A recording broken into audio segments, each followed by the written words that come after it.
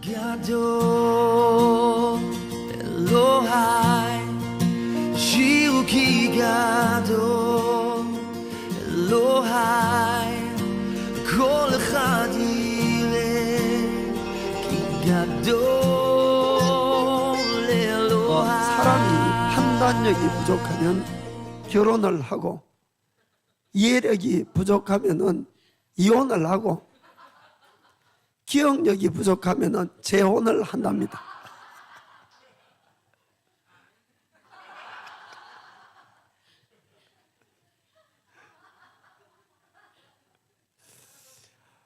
제가 이제 설교하는데 제일 어려운 설교가 이 기념일 날 설교하는 거예요. 매년 똑같은 기념일은 닥치는데 이 설교 내용을 그래 좀 달리 안 되니까. 그러니까 이 기념일만 되면은 이번에 뭘 설교를 할까, 이게 아주 걱정이 됩니다.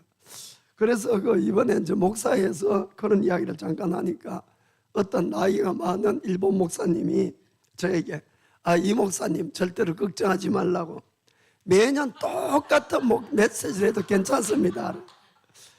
그러면서 성도들은 지난주 설교도 기억 못합니다.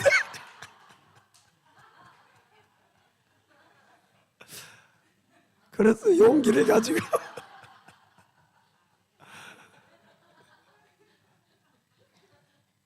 그래서 이제 오늘도 추수감사절 유래부터 시작하겠습니다.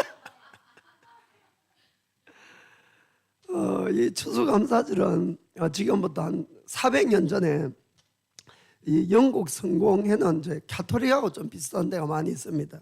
그래서 형식적이고 비성경적인 그런 예배를 드리는 신앙생활에서 성경적이고 참된 예배, 또 신앙의 자유를 찾아서 1620년 9월 16일 날 필그림 파더스를 중심으로 해서 102명의 청교도들이 이 메이플라워호를 타고는 대서양을 건너서 신대륙인 미국을 이제 가게 됩니다. 그래서 그들이 그 당시엔 교통이 그렇게 발달된 것이 아니니까 대서양을 건너는데 3개월이 걸렸어요. 그래서 그들이 도착한 것은 초가을에 출발했는데 이 아주 겨울인 12월 21일 날 도착을 했습니다. 큰 꿈을 가지고 신대륙을 갔지만은 그 신대륙에서 그들을 기다린 것은 하나님의 큰 놀라운 축복이나 은혜가 아니었어요. 아주 극심한 추위와 굶주림이 그들을 기다리고 있었던 것입니다.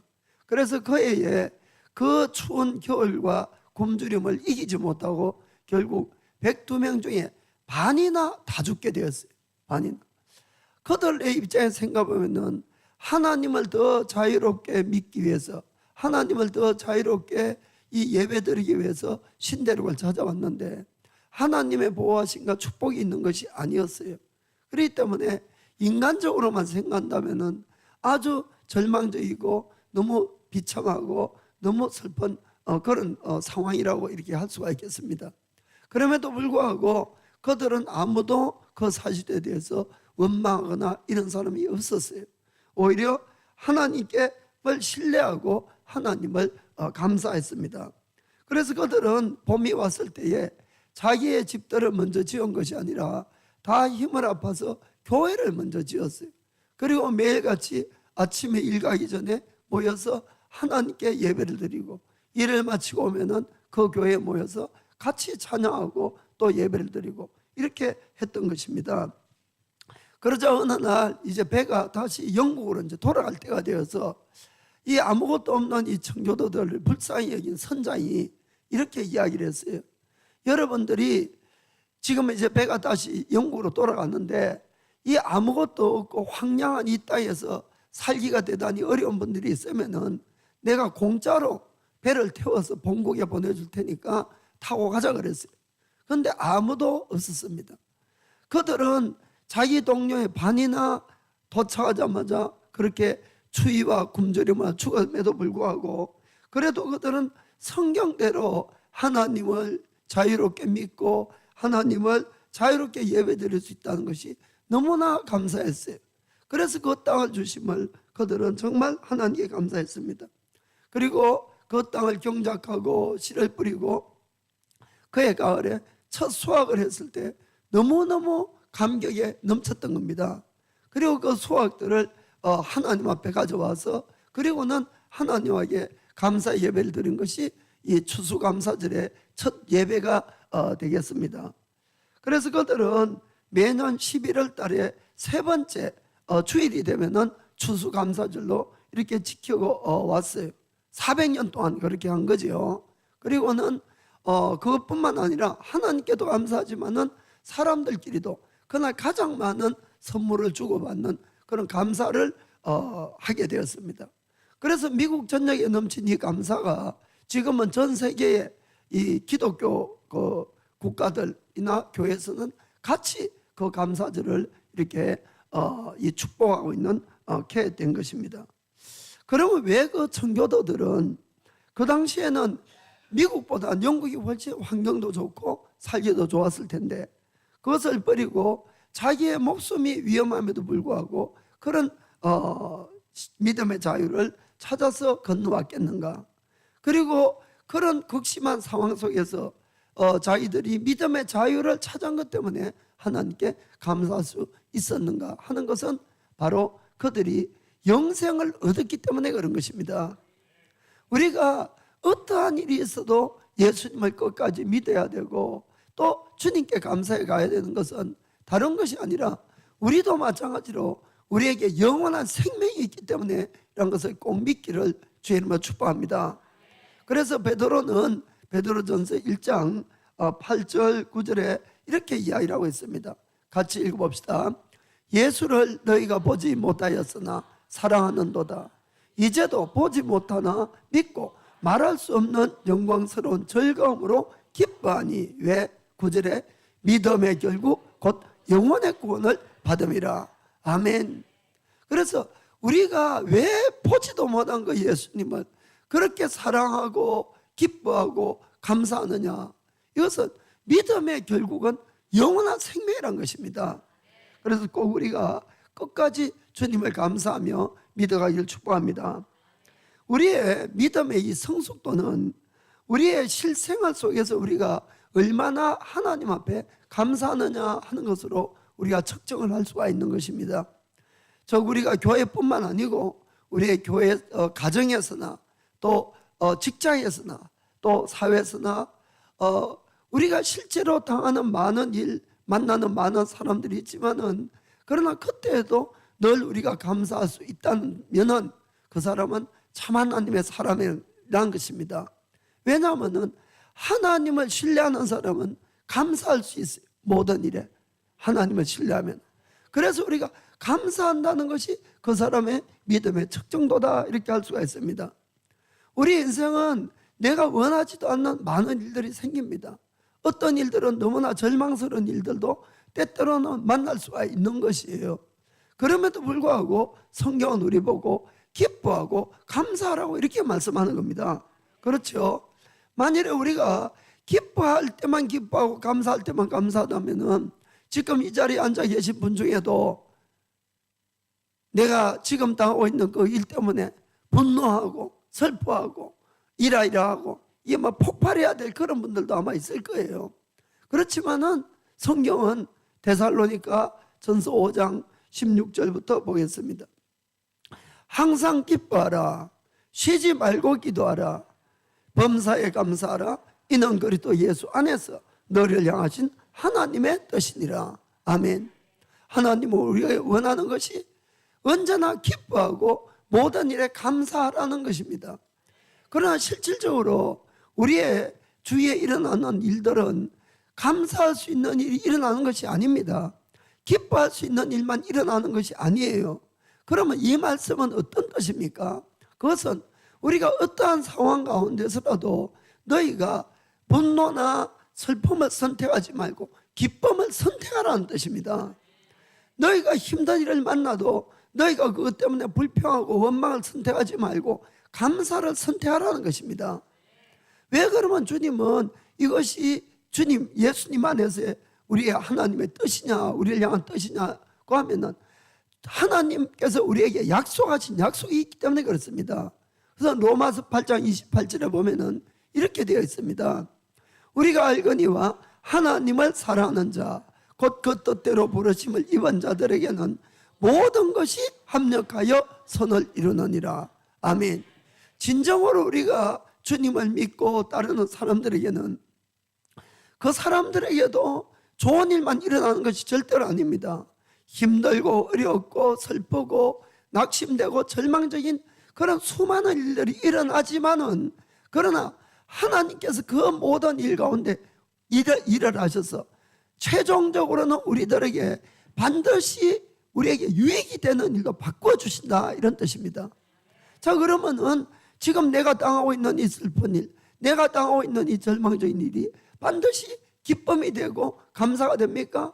그렇다는 거예요. 아멘. 그렇기 때문에 그것을 우리가 진정으로 믿는다면은 기쁨을 선택해야 되고 감사를 선택해야 된다, 그런 뜻입니다. 아멘. 그렇습니다. 오늘은 이 추수감사절 유래에서 특별히 감사하지만은 감사를 반드시 표현하는 사람이 되자는 말씀으로 같이 은혜를 나누기를 원합니다. 감사는 여러분들이 반드시 밖으로 표현을 하셔야 됩니다. 아멘. 자, 누가복음 17장 11절부터 보겠습니다. 예수께서 예루살렘으로 가실 때에 사마리아와 갈릴리 사이로 지나가시다가 한 촌에 들어가시니 문둥병자 10명이 예수를 만나 멀리 서서 소리를 높여 가로되 예수 선생님이여 우리를 긍휼히 여기소서 하거늘. 아멘. 그 당시에 예수님이 언제 길을 가는데 성 밖에서 이 문둥 환자 10명이 예수님을 불렀습니다. 우리를 불쌍히 여겨주시고 우리를 고쳐달라, 그 이야기란 거예요. 아마 이들은 예수님에 대한 소문을 들었겠죠. 그래서 그들이 주님에게 병 고침을 받기를 원했던 겁니다. 그 당시 이제 율법에 보면은 이 문둥병에 걸리면은 사람들과 같이 살 수가 없어요. 지금도 그렇지만 법이 반드시 격리를 시킵니다. 그렇게 해서 전염병이니까 이 전염이 안 되도록, 그리고 그 당시에는 이 문둥병이나 좀 특별한 병을 가진 사람들은 옷이 따로 있어요. 그래서 그것을 입어야 돼요. 그래야만이 멀리서도 환자인 걸 알고 가까이 하지 않고, 또 그들은 그들끼리 생활을 하고 이렇게 되어 있습니다.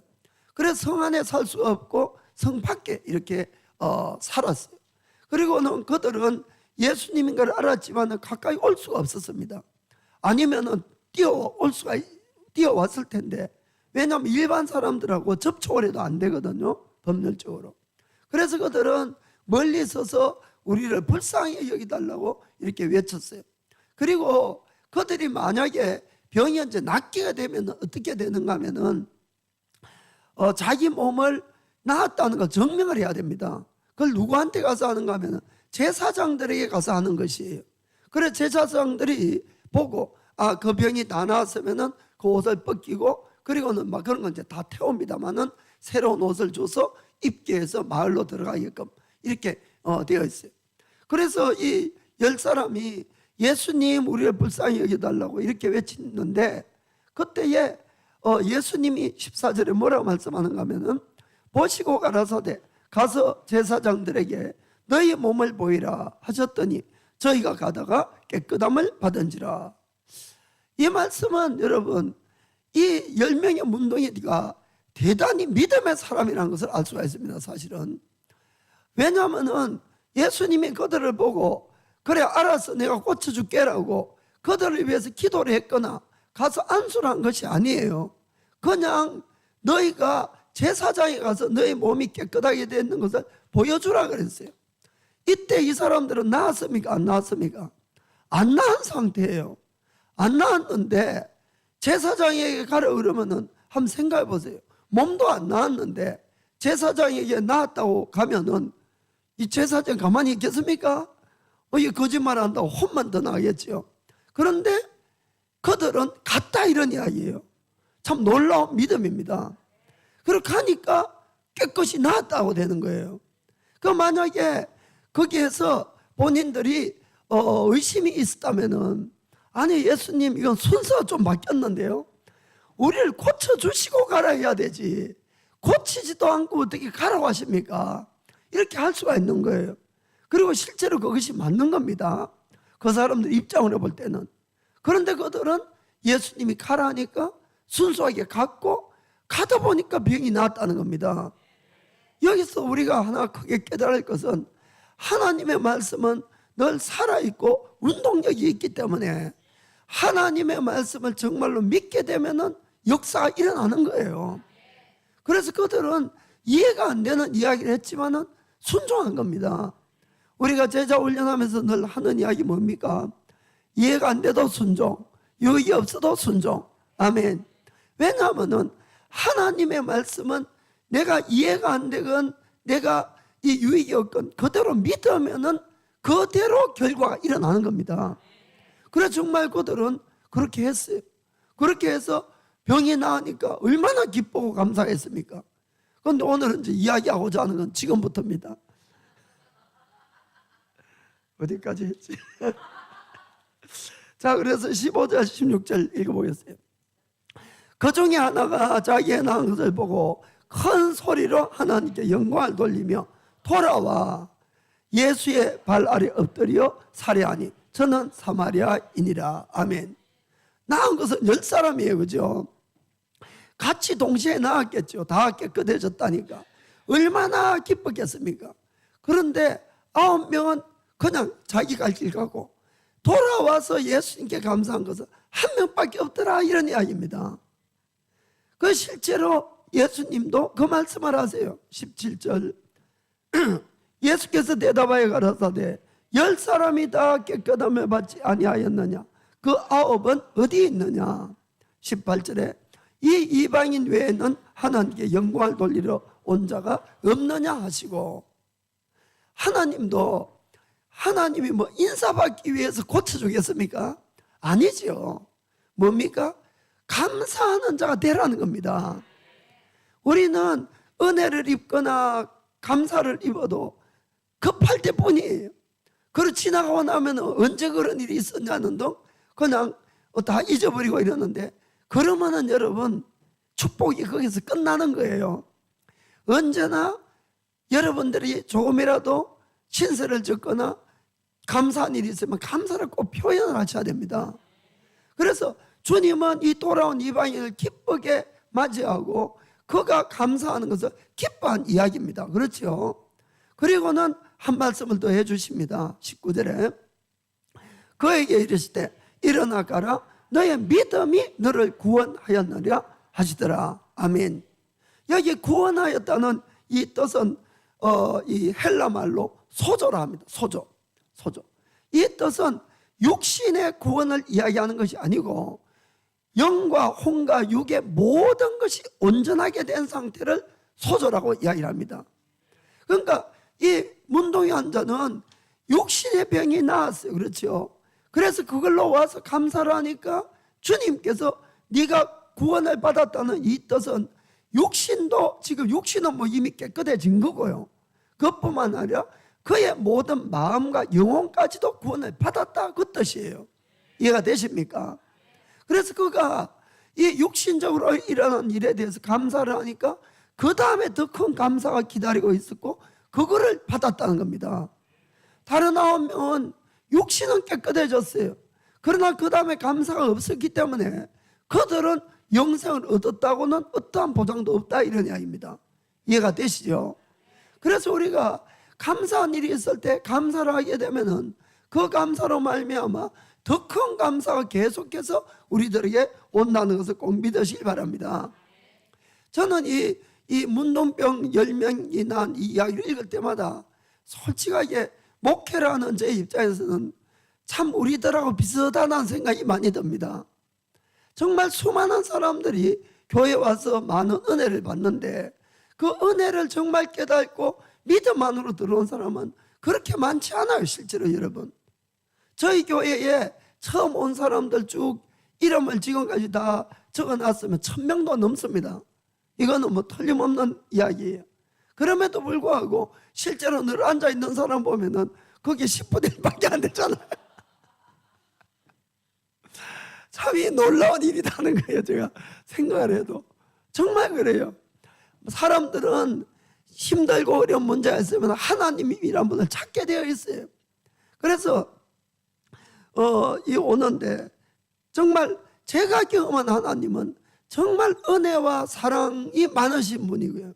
정말로 우리 애를 하나님 앞에만 오면은 모든 것을 다 치료도 해주시고 회복시켜 주시고 좋게 하시려고 하는 것이, 그 일을 통해서 하나님은 하나님이 정말 살아계신 것을 깨달아 알고 우리가 더 하나님과 더 깊은 관계를 가지고 우리를 영원한 생명까지 주시기를 원하는데 사람들은 안 그런 거예요. 많은 분들이 정말 경제적 문제, 또 뭐 질병의 문제, 또 자원 인간관계 문제, 여러 가지 복잡한 일들 때문에 교회를 찾습니다.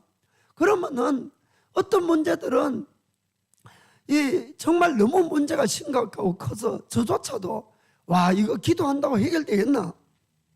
이런 생각까지 드는 것들이 있어요. 그럼에도 불구하고 기도할 수밖에 없지 않습니까?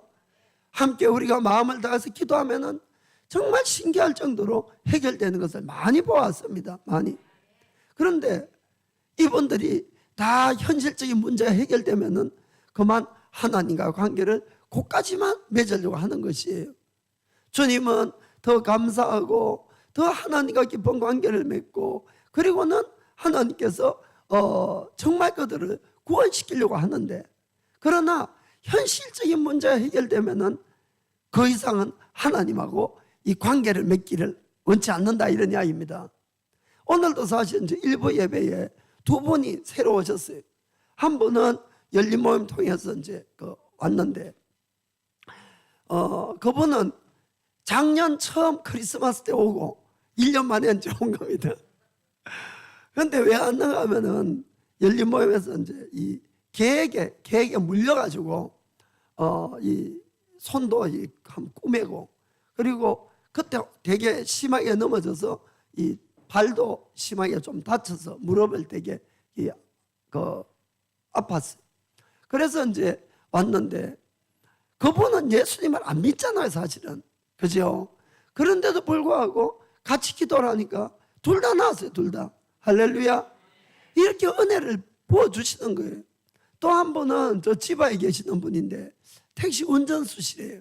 그런데 어떻게 우리 교회에 그걸 계속 들으신 것 같아요. 그러고는 정말로 뭐 그런 기적들이 일어나냐고. 그래서 그분이 바로 낫고 나와가지고 그분 보고 간증시켰어요, 제가. 그래 이제 본인이 아프면은 와서 기도 한번 받아보시라고, 그러면 낫는지 안 낫는지 알 거라고 그렇게 이야기를 했는데, 자원 하나님은 주님을 찾아서 오면은 그렇게 은혜를 주시는 겁니다. 그러나 진짜로 하나님께 감사하고 하나님을 다시 찾고 하나님과 더 깊은 관계를 맺으려는 사람은 적다는 거예요. 그러시면은 절대로 안 됩니다. 우리는 예수님을 믿는 것이 어떤 현실적인 문제를 해결하기 위해서 믿는 건 아닙니다. 그분은 하나님이시니까 그것도 얼마든지 하실 수는 있어요. 그러나 똑같은 이야기를 반복하지만은 우리가 믿는 이유는 영원한 생명이 있다는 것을 꼭 마음에 새시기를 축복합니다. 오늘 여러분들에게 전하고 싶은 것은 하나님에게나 사람에게나 감사하는 마음이 있을 때는 반드시 표현을 하자, 이런 이야기입니다. 그래서 그 표현을 할 때마다 우리가 감사가 또 넘치게 되고, 그렇게 해서 우리가 기쁨도 더 넘친다는 것을 꼭 믿기를 바랍니다. 어떤 분들은 감사는 뭐 마음으로 하면 되지, 뭘 꼭 말을 해야 되냐. 그런데 그거는 절대로 아니라는 것을 여러분들이 틀린 이야기예요. 성경에는 행함이 없는 믿음은 죽은 믿음이라고 되어 있죠. 감사도 마찬가지입니다. 행함이 없는 감사는 죽은 감사예요. 아무 소용이 없어요. 아무리 마음에서 감사한다고 해도 우리는 하나님이 아니니까 모른다, 이런 이야기예요. 표현을 하셔야 됩니다. 예를 들어서 부부간에 늘 아내가 남편 위해서 식사도 하고 빨래도 하고 여러 가지 집안일도 다 이렇게 해주잖아요. 그런데 남편이 전혀 감사하는 말도 안 하고 이렇게 있을 때, 예를 들었습니다. 여기는 다 감사를 잘하니까 예를 들어서. 그런데 이 아내가 하도 답답해서 물어봤어. 당신 나한테 조금이라도 감사한 마음이 있어? 하니까 그럼 늘 마음으로 감사하고 있지. 그러면 이 싸움 납니다. 마음으로 감사하면 안 된다는 거예요. 표현을 하셔야 돼요. 표현을. 그래서 정말 감사하다는 말이라도 한마디 하거나 편지라도 하나 쓰거나 조그마한 꽃이라도 사오거나 조그마한 선물이나 뭐 외식을 가자든지 자가 뭔가를 표현을 하셔야 됩니다. 표현을. 입 놔뒀다 뭐 하십니까? 표현을 하셔야 돼요. 정말로. 그 제가 이렇게 설교를 하지만 저도 얼굴이 좀 뜨겁거든요. 그리고 말씀은 말씀대로 전해야 되니까. 저도 이게 좀 감사 표현을 잘 못하는 사람이지만은 저는 조금 그래 노력을 합니다. 그리고 사모님이 가끔 저 옆구리를 찔러세요. 옛날에는 안 찔렀거든요. 혼자 그냥 감사할 때까지 기다렸는데 도대체 감사가 안 나오니까 요새는 찌르면 이제 저도 눈치가 좀 발라져서 또 이거 기념일을 잊어버릴 뻔했구나 이러거나 급하게 그냥 이제 뭐를 준비해서 그 표현하는 거예요. 표현을. 그런데 이 표현하는 게 정말 중요합니다. 여러분. 그런 분위기가 싹 달라지는 거예요. 표현하기 전하고 표현한 후하고 비록 엎드려 저를 받든지 어떻게 하든지 간에 표현하셔야 돼요. 여러분. 정말로 먼저는 가족끼리 하세요. 가족끼리 늘 가족은 늘 같이 있다 보니까 당연하게 생각하는 것이 너무나 많아요. 뭐 저 역시도 그랬으니까 할 말이 없습니다만은 그러나 정말 잘 상대방의 입장에서 생각하면 참 수고스러워요. 늘 수고스러워요. 남편은 남편대로 돈 벌어온다고 수고스럽고 아내는 아내대로 아이들 키우고 또 이 집안일 한다고 수고스럽고 그러면은 자기 입장은 생각하지 말고 늘 남의 입장을 생각해 보면은 감사할 수 있잖아요. 그죠? 나만을 생각하니까 감사는커녕 그냥 더 안 해준다고 막 이렇게 생각이 들지. 그래서 상대를 생각하면은 늘 감사밖에 없습니다. 사실은. 나이가 들어가시는 분들은 더 감사하셔야 돼요. 정말 노후 대책을 더 잘하셔야 됩니다. 그렇습니다. 그래서 우리가 이 감사를 자꾸 하게 되면은 감사가 점점 넘치게 되어 있어요. 세상의 모든 것은 뿌린 대로 거두게 되어 있는 겁니다. 이것은 눈에 보이는 것뿐만 아니에요. 그래서 내가 감사를 많이 뿌리면은 당연히 감사를 많이 거두고 불평을 많이 뿌리면은 불평을 거두게 되어 있는 겁니다. 그래서 옛날부터 그런 이야기를 하죠.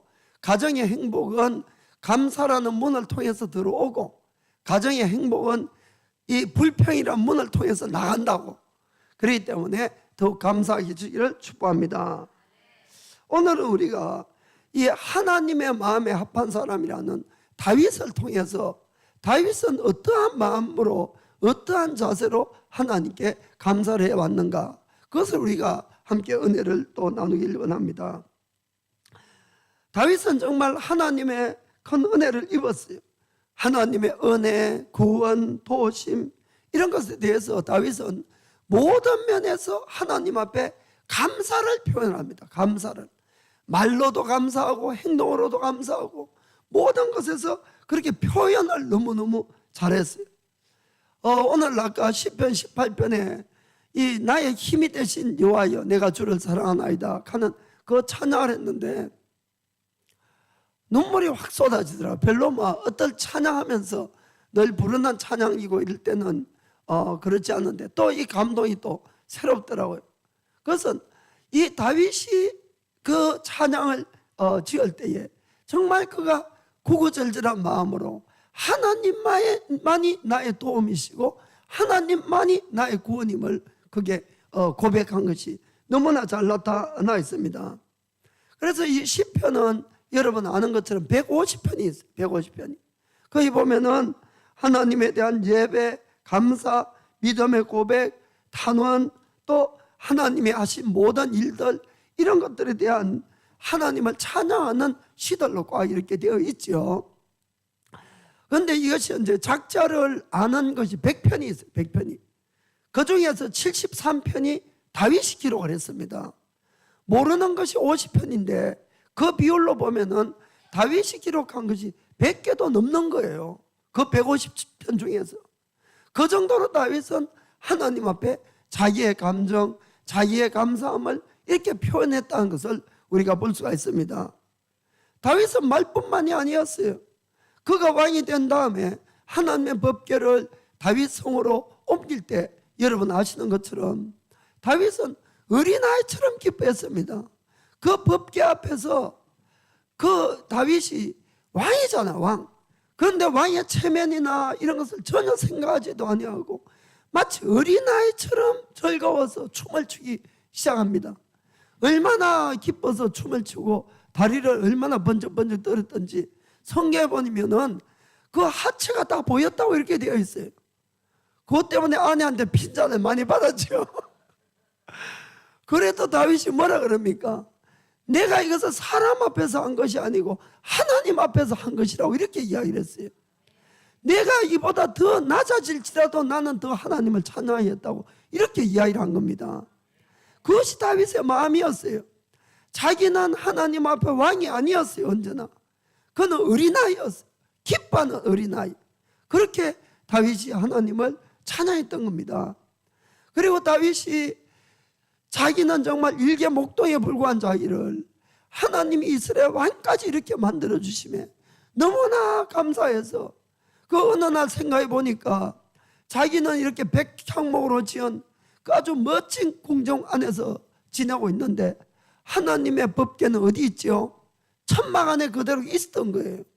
그것이 너무나 마음이 아팠어요, 다윗은. 그래서 하나님 앞에 그렇게 기도를 합니다. 하나님, 내가 하나님을 위해서 정말 멋진 이 집을 지드리겠다고 그랬는데 하나님의 말씀이 뭐라 그랬습니까? 너는 군인이고 너는 전쟁에서 수많은 사람들의 피를 흘렸기 때문에 너의 손으로 짓는 집은 내가 안 받겠다 이런 이야기예요. 대신에 너의 그 마음을 내가 기쁘게 받겠다. 그리고는 내가 너의 아들을 통해서 나의 집을 짓게 하겠다 이렇게 이야기했습니다. 자기가 왕인데 하나님 앞에 정말 큰일을 하려고 했는데 거절당했잖아요. 어떤 면에서. 그렇다고 다윗이 삐친 것이 아닙니다. 그 사실에 너무 기뻐해서 힘을 다해서 이 하나님의 성전을 만들 재료를 준비하기 시작하는 겁니다. 그리고는 이제 어느 날 이 솔로몬이 커서 그 다음 이제 왕이 됐을 때 불렀어요. 불러가지고 그에게 이야기를 하는 장면이 나옵니다. 자, 역대상 22장 7절 8절. 자, 이르되 내 아들아 나는 내 하나님 여호와의 이름을 위하여 전을 건축할 마음이 있었으나 여호와께서 말씀이 내게 임하여 이르시되 너는 피를 심히 많이 흘렸고 크게 전쟁하였느니라.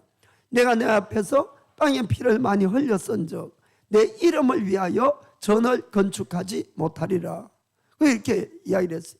그리고 이제 그 다음 말씀을 보면은 그러나 너에게 내가 한 아들을 주리니 그는 이 평강의 사람이라. 내가 그를 통해서 나의 집을 짓게 하리라. 이렇게 말씀을 했습니다. 그게 이제 솔로몬이에요. 그게. 그래서 이제 솔로몬에게 그런 이야기를 쭉 하면서 부탁을 합니다. 14절 내가 환난 중에 여호와의 전을 위하여 금 10만 달란트와 은 100만 달란트와 놋과 철을 그 중수를 셀 수 없을 만큼 심히 많이 예비하였고 또 제목과 돌을 예비하였으나 너는 더할 것이며. 솔로몬 다윗이 수많이 이렇게 준비를 해놨는데 너는 여기에다가 더 준비를 해서 하나님의 집을 더 잘 지으라는 거예요. 무슨 말인지 아시겠습니까? 그런데 다윗이 이것을 준비하는데 왕이기 때문에 쉽게 준비했다고 생각하시면 안 됩니다. 다윗이 뭐라고 이야기를 합니까? 내가 환난 중에 하나님의 집을 위해서 준비했다는 것이에요. 많은 어려움 속에서. 이해가 되십니까? 여러분, 그런데 금 10만 달란트가 어느 정도인지 아십니까? 1달란트가 30kg예요. 30kg. 그러면은 10만 달란트가 뜨면은 톤수로 따져가지고 3,000톤입니다. 3,000톤이면은 10톤 트럭 알지요? 10톤 트럭 300대 금을 실어가지고 준비해 놓은 거예요. 여러분, 정말 이 상상이 안 갈 정도로 많은 거지만은 10톤짜리 트럭에 금을 가득 싣고 이 300대를 세워놨다고 생각해 봅시다. 얼마나 대단한 거예요. 은은 얼마라고요? 100만 달란트. 3만 톤입니다. 3만 톤. 그러면은 은은 10톤짜리 트럭에 3,000대분이에요. 3,000대분. 이것을 다윗이 준비한 거예요. 그래서 어떤 분이 역대에서 이 세상에서 가장 최고의 부자는 지금까지 인류 역사상 사실은 다윗이었습니다 라고 이렇게 기록을 해놨더라고요. 그리고 이거를 올려놨어요. 여러분, 금 조그만한 거 하나도 얼마나 비쌉니까?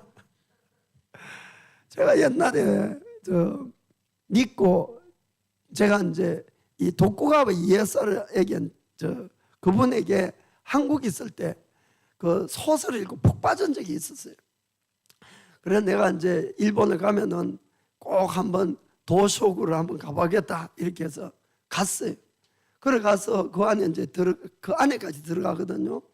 그 위에 보면 여러분 이 천장을 이제 금칠로 이렇게 해놨습니다. 금칠로. 그런데 그분이 그래요.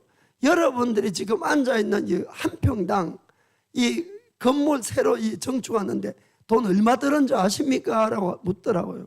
그거 알 수가 없지요. 1억에는 들었습니다. 1억에는. 1cm 금칠 하는 데만 5만 원씩 들었답니다.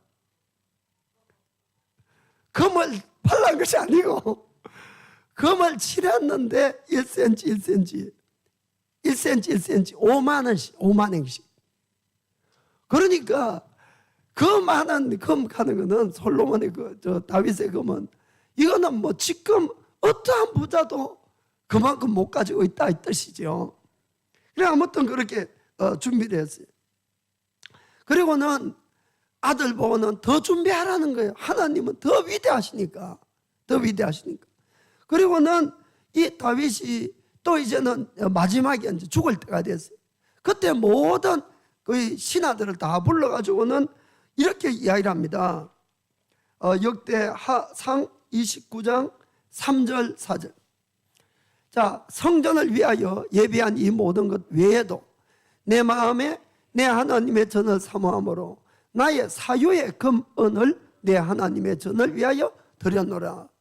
지금까지 이렇게 많이 준비를 했음에도 불구하고 또 마지막에 죽기 전에 자기의 사유재산으로 또 금은을 또 드렸다는 거예요.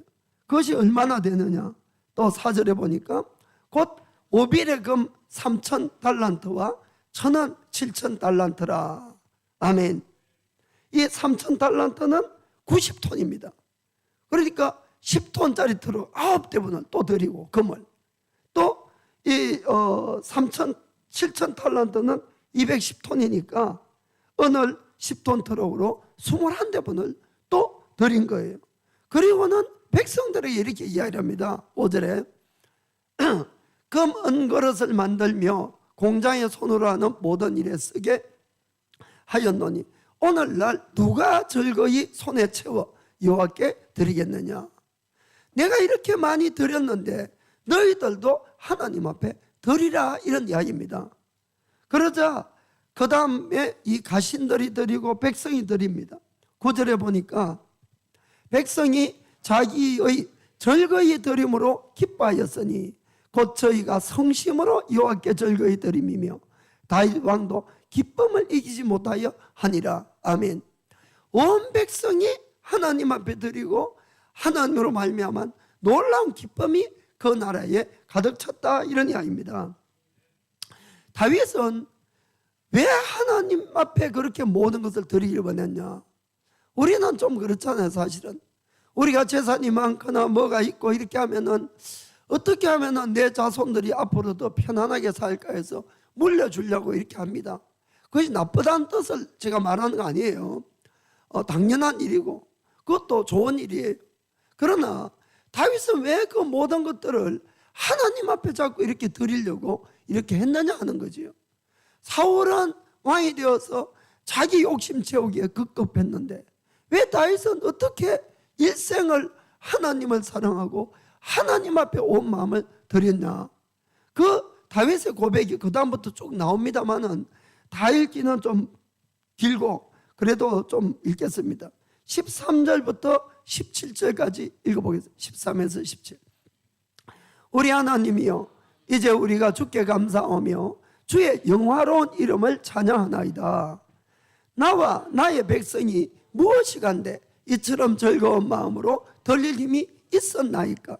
모든 것이 주께로 말미암아 싸우니 우리가 주의 손에서 받은 것으로 주께 드렸을 뿐이니이다. 아멘. 다윗은 자기가 가지고 있는 이 모든 것을 자기 것이라 생각하지 않았다는 겁니다. 전부 하나님께서 온 거지 내 것이 어디 있냐 그 뜻이에요. 이해가 되십니까?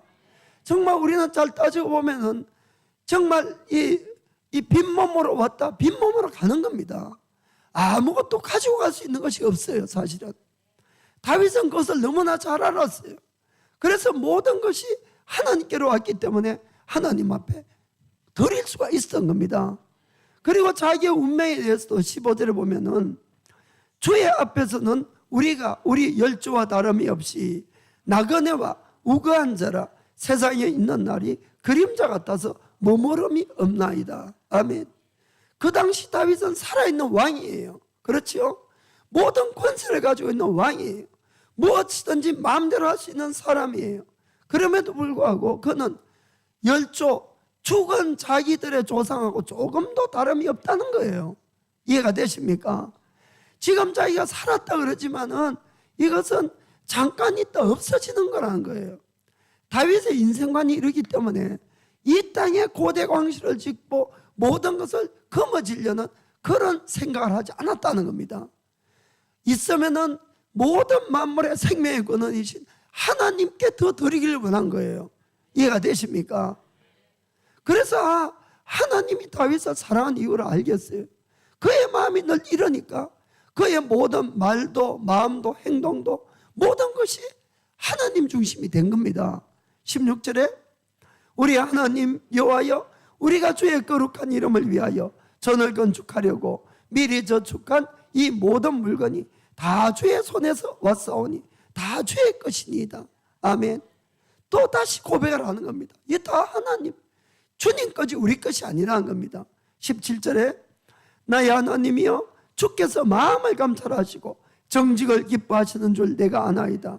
내가 정직한 마음으로 이 모든 것을 즐거이 드렸사오며 이제 내가 또 여기 있는 주의 백성이 주께 즐거이 드리는 것을 보니 심히 기뻐도소이다. 아멘. 백성들도 다윗을 닮아서 다윗의 마음처럼 하나님께 드리는 거 보니까 그것이 또한 너무나 기쁜 겁니다. 아멘. 주님은 정말 우리의 마음을 살피십니다. 그렇기 때문에 우리가 늘 정직한 마음으로 하나님께 드리는 것, 이것이 얼마나 중요한지 모릅니다. 그래서 다윗의 마지막 일생에 대해서 다윗의 삶을 이렇게 성경에 표현합니다. 28절 읽어봅시다. 28절. 다윗이 나이가 많아 늙도록 부하고 존귀하다가 죽음에 그 아들 솔로몬이 대신하여 왕이 되니라. 아멘. 한번 보세요. 다윗이 나이가 많아 늙도록 또 부하고 존귀하다가 죽었다, 이렇게 되어 있습니다. 아멘. 하나님, 다윗이 하나님을 그렇게 사랑하니까 하나님도 다윗을 죽는 그날까지 축복해 주신 것을 우리가 볼 수가 있습니다. 사랑하는 성도 여러분, 정말 우리의 모든 것이 하나님께서 온 것이에요. 우리의 생명도 잠깐 있다가 우리는 또 하나님께로 돌아가야 됩니다. 정말 우리가 더욱 하나님 앞에나 사람 앞에나 감사를 표현하시길 바랍니다. 그것이 우리가 다시 감사의 기쁨이 넘치는 비결이라는 것을 꼭 믿기를 바랍니다. 그래서 감사는 다만 마음속에만 감사하면 되지 않은 그런 감사를 하면 안 됩니다. 반드시 감사를 겉으로 표현을 하시길 바랍니다. 그럴 때에 그 감사를 받는 사람도 감사를 주는 사람도 이 감사가 더 정복되어서 더 큰 기쁨으로 넘쳐가는 줄 믿기를 축복합니다. 조금이라도 여러분이 하나님이나 또 주위 사람들에게 신세를 지고 또 감사한 마음이 있을 때는 절대로 가만히 있지 마시고 꼭 감사를 표현하세요. 그것이 바로 우리의 삶을 축복 가운데 인도해가는 비결이기 때문에 그렇습니다. 그 연습 한번 해요. 연습.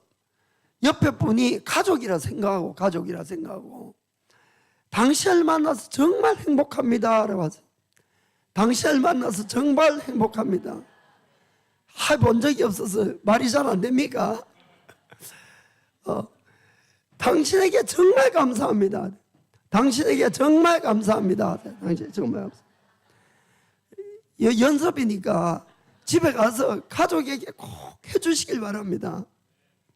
정말 여러분들이 그렇게 하면은 가족 간에 정말 감사와 기쁨이 더 넘치게 되어 있어요. 그리고 또한 우리가 살다가 문제나 여러 가지 소원이 생겼을 때에 기도할 때도 마찬가지입니다. 여러분, 힘들고 어렵다고 하나님께 불평하고 원망하고 걱정하고 두려워하면서 이렇게 기도하시면 안 됩니다. 여러분, 기도도 감사하면서 기도를 하셔야 되는 거예요. 여러분들이 정말로 하나님의 살아계심을 믿고 우리의 기도를 들으시고 응답하시는 하나님을 믿는다면은 내 기도가 이루어질 줄 믿어지니까 감사하면서 기도해야지 하나님도 알아서 우리의 믿음의 표현이니까, 그렇죠? 그걸 이루어주시는 겁니다. 그래서 성경에도 분명히 빌립보서 4장 6절에 이렇게 말씀합니다. 아무것도 염려하지 말고 오직 모든 일에 기도와 간구로 너희 구할 것을 감사함으로 하나님께 아뢰라. 아멘. 일이 생기면 염려, 걱정, 근심이 있지만은 그래도 감사함으로 하나님께 기도하라는 겁니다. 감사함으로. 그래야 하나님이 이루어주신다는 것이에요. 감사함으로. 그 7절에 보니까 그리하면 모든 지각에 뛰어난 하나님의 평강이 그리스도 예수 안에서 너희 마음과 생각을 지키시리라. 아멘. 자, 기도하겠습니다.